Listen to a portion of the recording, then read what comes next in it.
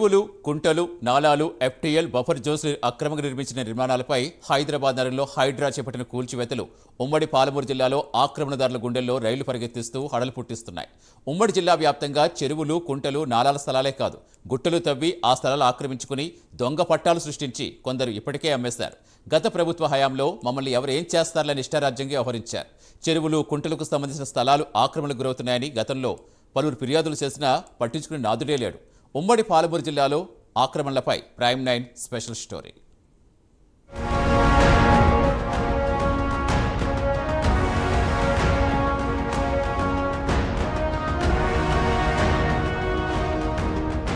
ఉమ్మడి పాలమూరు జిల్లాలోని దాదాపు అన్ని చెరువులు, కుంటలు, వాగులు, వంకలన్నీ కుచించుకుపోయాయి. వ్యర్థాలు పెద్ద ఎత్తున కురిసి అలుగుపారితే ఆ నీళ్లు వాగులు, వంకల ద్వారా నదుల్లోకి చేరేవి. కానీ ప్రస్తుతం ఆ పరిస్థితి ఎక్కడా కనిపించడం లేదు. దీంతో మహబూబ్ నగర్, వనపర్తి, జోగులాంబ, గద్వాల జిల్లా కేంద్రంలో పలు ప్రాంతాల్లో జలమయమవుతూ ఉండడంతో ప్రజలు తీవ్ర ఇబ్బందులు పడుతున్నారు. గతంలో వ్యవసాయం, తాగునీటికి ఉపయోగపడి ఎంతో ఆదరణ పొందిన చెరువులు, కుంటలు కాలక్రమేణీ కనుమరుగయ్యే పరిస్థితులు ఏర్పడ్డాయి. అవసరాలకు తగినట్టుగా సువిశాలంగా ఉన్న చెరువులు, కుంటలు పూర్తిగా ఆక్రమణకు గురయ్యాయి. ప్రత్యేకించి మహబూబ్ నగర్, నాగర్ కర్నూల్, వనపర్తి, జోగులాంబ, గద్వాల జిల్లా కేంద్రంలో ఉన్న చెరువులు, కుంటలు, పొలాలు దాదాపు 30 నుంచి 40% పైగా ఆక్రమణలకు గురయ్యాయి. 2001లో ప్రభుత్వము మాకు పట్టాలు ఇచ్చింది. పట్టాలతో పాటు లేబర్ ఇచ్చింది. 83 పట్టాలు తీసుకున్నాము, అందుకున్నాము. మేము కబ్జా చేయలేదు. మా జాగాలనే మేము కట్టుకుంటున్నాము. మా జాగాలు కట్టుకుంటే చుట్టుపక్కల ఉన్న దళాలు వాళ్ళు ఏదో చేస్తుర్రు, ఇది చేస్తుర్రు, అది చేస్తున్నారు అంటే ప్రభుత్వం వాళ్ళ మాటలు పట్టుకొని ప్రభుత్వము కుమ్మక్కయ్యి మా దగ్గర దళాలు తర్వాత ఎంఆర్ఓ గారు మొత్తం గిడ్డవారి గారు మొత్తం కుమ్మక్కయ్యి ఇట్లా చేస్తున్నారని మా మీద పగబట్టుకొని రాత్రి 2 గంటల సమయంలో వచ్చి నిద్రపోయినరు. కొందరేమో దవాఖానకు పోయినరు, కొందరు పింఛన్లు నేర్చుకుంటూ పోయినరు. 25 ఇళ్ళు కూలగొట్టారు. కానీ అది న్యాయం కాదు. మేము మాత్రం పోరాటానికి మేము సిద్ధంగానే ఉన్నాము. మేము మాత్రం కలెక్టర్ కానీ తర్వాత మంత్రి గారు కానీ ఎక్కడ కానీ మేము పోవడానికి కూడా సిద్ధం ఉన్నాము. మీకు మమ్మల్ని డిఎస్పీ తోటి, ఎస్పీలతోటి, పోలీసులతో మా బందోబస్తుతో వచ్చి మేము సకలాంగలం ఉంటిమా, మేము వికలాంగలము, బ్లైండ్ వాళ్ళము, గుడ్డి వాళ్ళము, కుంటి వాళ్ళము, చెవిటి వాళ్ళము, మూగ వాళ్ళము. మేము మమ్మల్ని పిలిచి న్యాయంగా పగులు వచ్చి మాట్లాడి మీరు ఏంటో ఇట్లా చేస్తున్నారని మాకు బుద్ధి చెప్పలేదు. కానీ నా పేరు అనిల్ కుమార్, మా భార్య పేరు పుష్పలత. ఆమె పేరు పైన ఇల్లు ఉంది. ఆమె వికలాంగురాలు. మేము ఇల్లు కట్టుకొని ఉందామంటే ఇల్లు కూలిపేసిండ్రు. రాత్రి కూలిపోయినరు. రాత్రి 4 గంటలకు వచ్చిండ్రు. జేసీబీతో కూలిపోయినరు. మొత్తం సిఆర్పిఎఫ్ బలగాలను దింపి మొత్తం ఎవరిని రానియకుండా ఆపి కూలిపేసిండ్రు. మొత్తం దాదాపుగా ఒక 20 ఇండ్లు కూలిపోయినరు. మొత్తం కూలిపోయినరు. పక్కల కూలిపోయినరు, వెనకాల కూలిపోయినరు, అన్నీ కూలిపేసిండ్రు. ఇంకా ఏమో తెలియదు. అది ఇక్కడ అందరూ వికలాంగులే ఉంటారు. వికలాంగుల కాలనీ ఇది. కానీ మొత్తం కూలిపేసిండ్రు. పట్టాలు ఉన్నాయి, మాది ఒరిజినల్ పట్టానే ఉంది మా దగ్గర. నైట్ వచ్చిండ్రు, కూలిపోయినరు. ఆల్రెడీ చెప్పినాము ఎంఆర్ఓ సార్కు పర్మిషన్ కానీ మాది చూసుకోండి సార్, అట్లేం ఎంక్వైరీ చేసుకోండి అనే చెప్పినాం. అన్నీ చెప్పి అన్నీ వెనక పడ్డా కూడా మొత్తం కూలిపేసిండ్రు.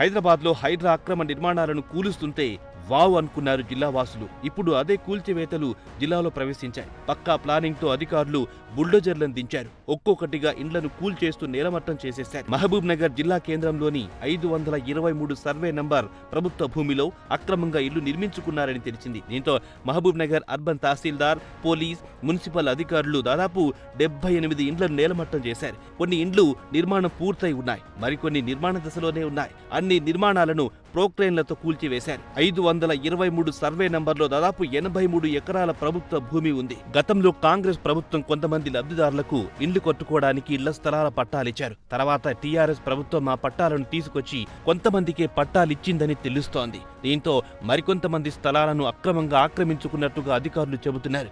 మరికొన్నింటిని ప్రజాప్రతినిధులు దొంగ పట్టాలు సృష్టించి అమ్ముకున్నట్టుగా ఆరోపణలు వినిపిస్తున్నాయి.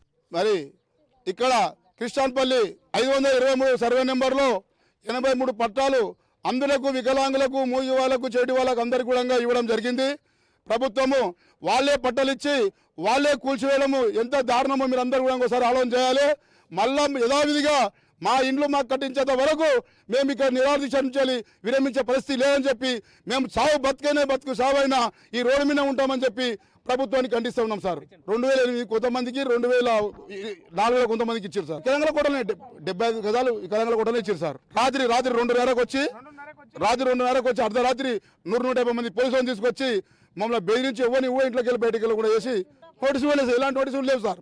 మా డిమాండ్ సార్ మేము మా ఇంట్లో మాకు కట్టించేంత వరకు ఈ విషయాలు మేము లేవమని చెప్పి విజ్ఞప్తి చేస్తా ఉన్నాం సార్.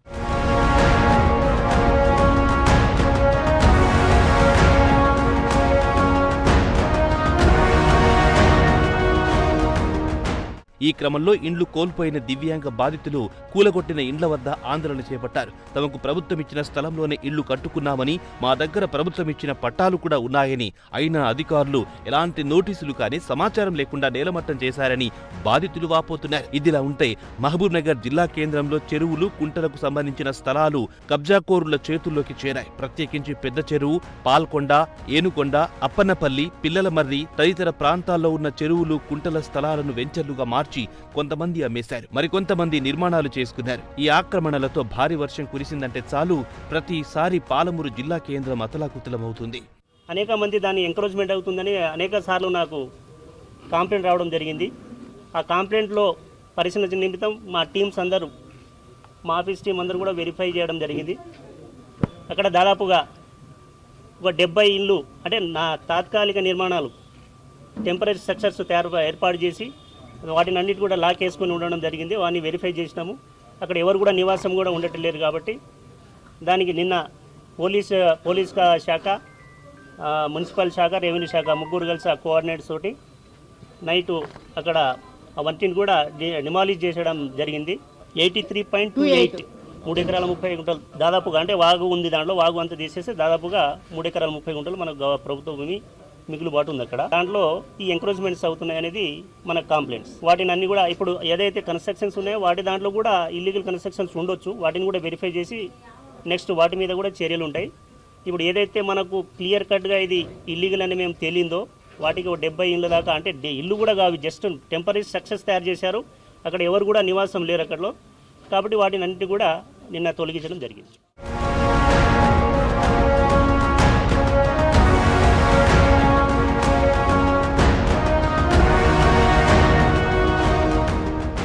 మరోవైపు నారాయణపేట జిల్లా కేంద్రం శివారులో గల కొండారెడ్డిపల్లి చెరువు కూడా ఆక్రమణకు గురయ్యింది. చెరువు బఫర్ జోన్లో నిబంధనలకు విరుద్ధంగా వెంచర్ ఏర్పాటు చేశారు.